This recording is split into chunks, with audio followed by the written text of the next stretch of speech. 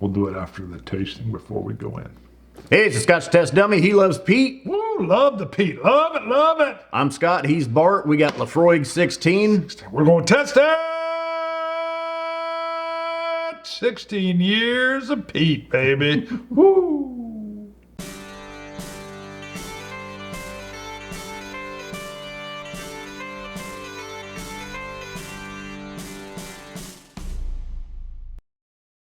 All right, so there is a caveat here. You do love peat. You're a peat head. But the older the peat gets, the more subdued it is. But meaning peat in the bottle. Yes, yeah. Well, as it ages in the cask, the peat level comes down. Explaining further. Yeah. Not in the bottle, it doesn't come down. Well, right. They've roasted that peat, dried the barley with the peat moss smoke, infused it. The longer that distillate sits in the barrel, the more the flavor of peat tends to tamp down a little bit. But 16 years isn't bad. Yeah. What? Well, what I was going to say, that was quite the lengthy explanation. Okay. What I was going to say was that Bart's not afraid to, he loves peat, but he's not afraid to say if he doesn't like something, because we've had some peated whiskeys in the, exactly. So just because it's peated doesn't mean you're going to like it. Right. In fact, his Laphroaig 18 several years ago is probably the last older Laphroaig that we've tested. Smell it. That we've tested. I smell it coming out of your glass because I toppered mine. Yeah. So let's see what. Sometimes I don't like the peat, but sometimes I do. Majority of the time, there's a good chance Bart's gonna like this. If he doesn't like it, though, he's gonna let you know. 100%. 100%. What's our ABV? Did you look while he was? Wasn't paying attention. 48. Ooh, that's a good one. I like that. That's good. Now, Laphroaig, at least with their 10-year, is known also to add some coloring to their whiskeys. I don't think we have it. This actually looks lighter than the Laphroaig 10 does. I just got that citrus, earthy, and the salivation began. It hit me with a tanginess. Yeah. Ooh. Yeah, there's a sour peat here. Looks like it's gonna be good. Tangy, like a sour candied peat. Nice. Citrusy. Yeah, citrus, tangy. Yeah, I wanted to say almost like Sour Patch Kids when it gets this, but not that sugary sweetness. Ooh, now, let's wait to look. I don't know if there's any other cask influence here beside ex-bourbon. Let's taste it and see if we're getting anything. See if there's any sherry casks or wine casks involved here. Oh my goodness, we're gonna have to fight over this. Oh boy. Here's what's nice. I get a little bit of an earthy clay. Touches of the citrus are still kind of there, but a little bit more toned down than what I thought the nose was giving me.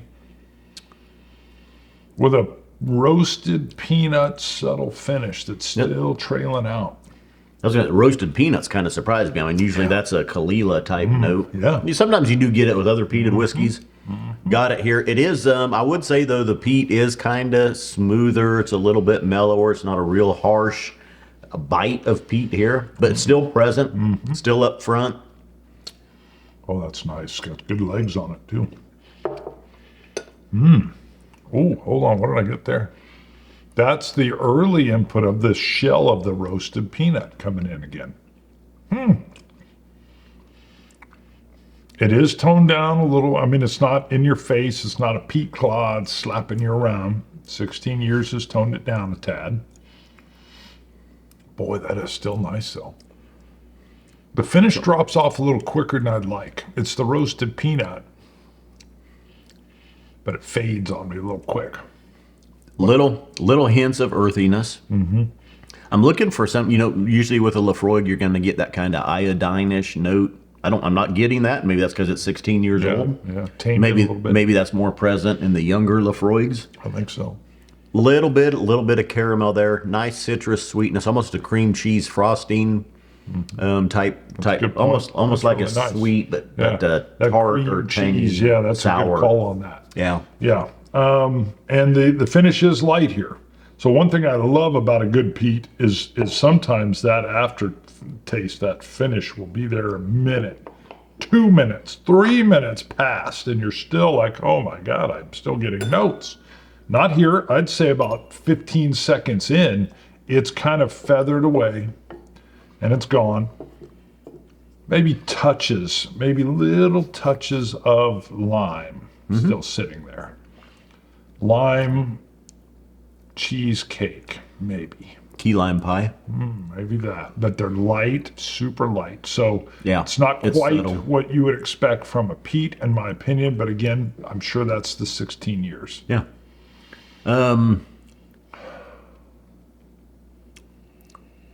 I like it. Smoother, but smoother melt. This is, I think this comes off as a little bit older peated whiskey. I don't think I'm not getting any wine cask influence. I'm going to guess this is just ex-bourbon barrels. Ooh, We'll look and see. the water opened this up a little bit. I do like the 48% ABV on this. I like that a lot. The water gave me two things I didn't get before.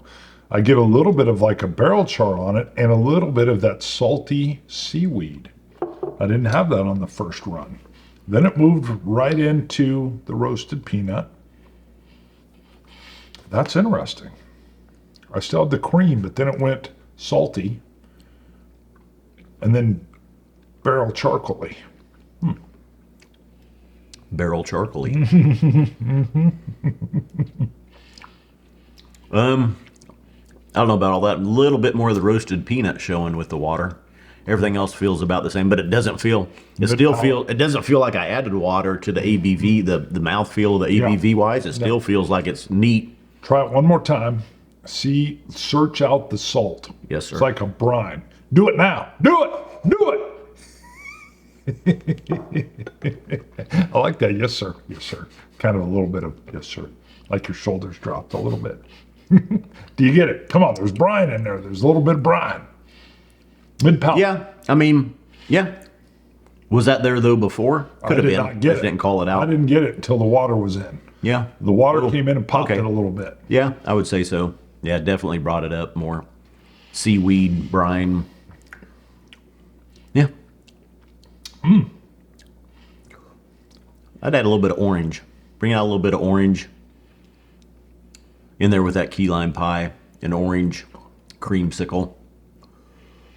I was thinking Citrusy. almost like an orange liqueur. Orange It's like a liqueur? rough Okay. orange. It's like Yeah. a rough orange, right. not a sweet orange. I could see that. Yeah. Oh my! Oh my! All right, let's see it up. if we've got any sort of influence what are here the tips? going. I'll let you look at that. Now I was telling you beforehand. So I just on my Bonding with Board Games and RPGs channel. Most of you won't like that, and that's fine. But I played some role-playing games back in the 80s. And then they had a 4th edition come in from a company in Sweden of a game that I enjoyed. And I've been playing that over on that channel. And to make it match with the era, although this game I'm playing is 4th edition, so it's new, I picked up a Trapper Keeper. And he was like, what? What's a Trapper Keeper? You didn't know what a Trapper Keeper was? I had no idea what That you're was talking the about. 80s, baby. He goes, I got a Trapper Yeah. Keeper. I go, I don't know what that is. He I goes, was you like- don't remember Trapper Keepers? I said, I just told you I don't know what you're talking about. Hello, what'd you have? Little chalk with a little plate in your little schoolhouse? Hello? In the 80s, we had a Trapper Keeper, baby. You locked that bad boy in. You had your file folders, each of your classes, social studies. So a binder? It's a binder, but it was a brand name Trapper Keeper. All of it together in one. Like a 3-ring binder. That's the normal term most But it's people a would use. Trapper Keeper. It's a brand name. It was great. The covers were good. I even got a retro car thing on there. It's I awesome. probably had some, but I just don't remember. You would know. Trapper Keeper. You would know if you had a Trapper Keeper. I remember People 3-ring binder. requested. No, that's the generic. You probably got the generic. I got the Walmart version. Yes, Trapper Keeper came in different styles and stuff. They were sweet. If you know what a Trapper Keeper But you is, did grow put it up in the comments. mountains. I did, but we were close to Denver. You were close to nothing but train tracks That's right. and oil wells. Open baby. fields. That's right. I could go down to the city where you found Trapper Keepers. The idea was everything was contained in one keeper called a trapper because it trapped it. And it was cool. You only needed to carry one thing, had all your stuff. Nothing better. That's right. Bonding with board games if you want to see need- super nerdy stuff. Are you going to score this at some point, or are you just going to blabber on and on about I didn't know. I thought you were going to read something off the barrel of the bottle. Asian first fill ex-bourbon barrels? What'd you? That's it. It sounded like you said Asian. Aged in. Aged in. Asian first fill. I was like, what? They got something from Yamasake. Okay, that's cool. I'm giving it a 90. A 90. I like your 90. Yeah, I'm there with you. The 90's good. Again, I like my peat young. I would say I still like that here.